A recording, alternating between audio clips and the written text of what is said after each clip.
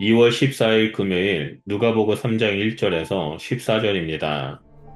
디베르 황제가 통치한 지 15해 곧 본디오 빌라도가 유대의 총독으로 헤롯이 갈릴리의 분봉왕으로 그 동생 빌립이 이두레와 드라고니 지방의 분봉왕으로 루사니아가 아빌레네의 분봉왕으로 안나스와 가야바가 대제사장으로 있을 때에 하나님의 말씀이 빈 들에서 사가랴의 아들 요한에게 임한지라. 요한이 요단강 부근 각처에 와서 죄 사함을 받게 하는 회개의 세례를 전파하니 선지자 이사야의 책에 쓴 바 광야에서 외치는 자의 소리가 있어 이르되 너희는 주의 길을 준비하라. 그의 오실 길을 곧게 하라.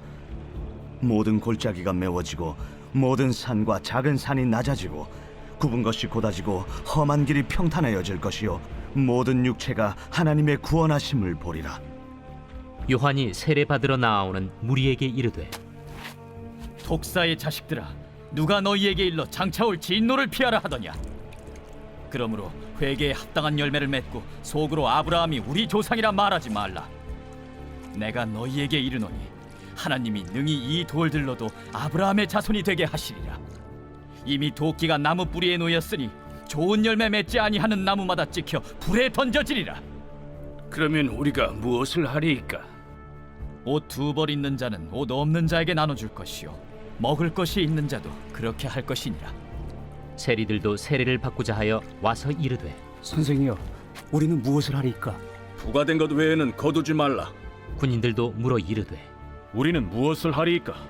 사람에게서 강탈하지 말며 거짓으로 고발하지 말고 받는 급료를 족한 줄로 알라.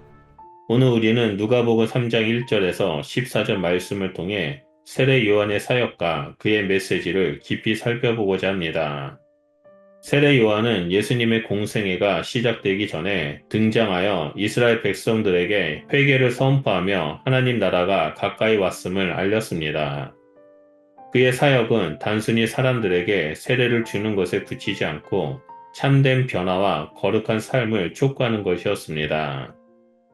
오늘날 우리는 신앙생활을 하면서 종종 형식적인 신앙에 머물거나 외적인 종교 활동에 집중하는 경향이 있습니다.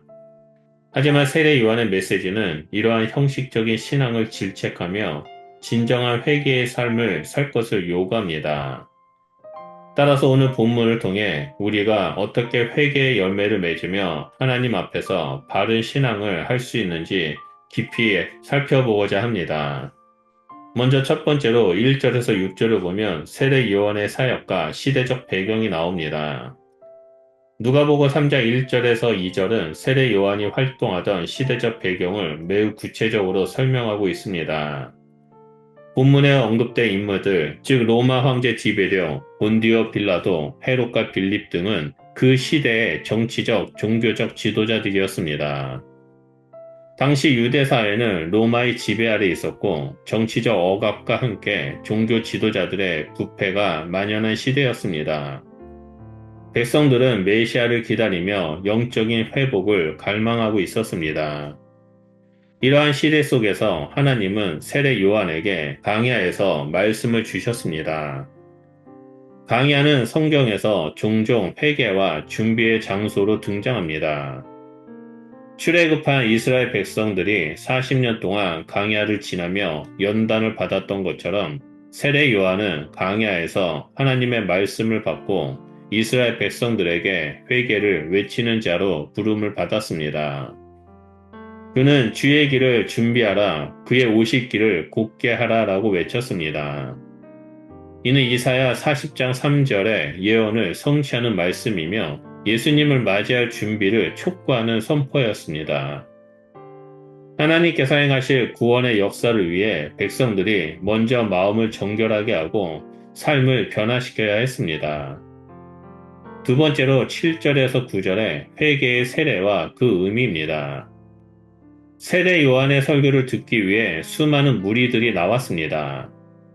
하지만 요한은 그들에게 단순한 형식적인 신앙을 꾸짖으며 독사의 자식들아, 누가 너희에게 임박할 진도를 피하라 하더냐 라고 강한 어조로 경고합니다. 이 표현은 매우 강한 질책으로 유대인들이 자신의 혈통과 종교적 전통에 의존하여 안일하게 신앙생활을 하고 있었음을 지적하는 말입니다. 유대인들은 아브라함의 자손이라는 이유로 자동적으로 하나님의 축복을 받을 것이라고 믿었습니다. 하지만 요한은 하나님이 능히 이 돌들로도 아브라함의 자손이 되게 하시리라 라고 말하며 참된 하나님의 백성이 되기 위해서는 혈통이 아니라 회개의 열매를 맺어야 함을 강조합니다. 또한 이미 도끼가 나무 뿌리에 놓였으니 좋은 열매를 맺지 아니하는 나무마다 찍혀 불에 던져지리라 라는 말씀을 통해 회개하지 않는 자들에게 심판이 있을 것임을 경고합니다.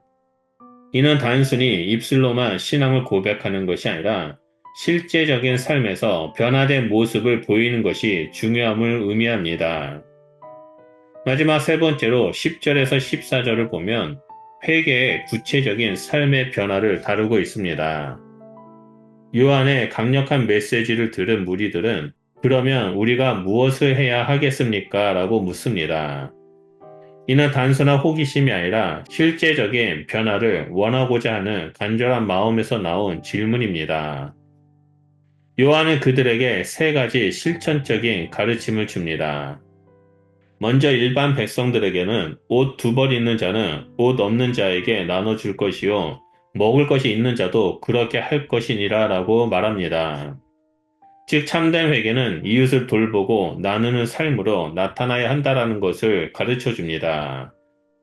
물질적인 욕심을 버리고 하나님께 받은 은혜를 이웃과 함께 나누는 것이 진정한 회개의 모습이라는 것을 볼 수 있습니다. 두 번째로 세리들에게는 부과된 것 외에 거두지 말라라고 말합니다.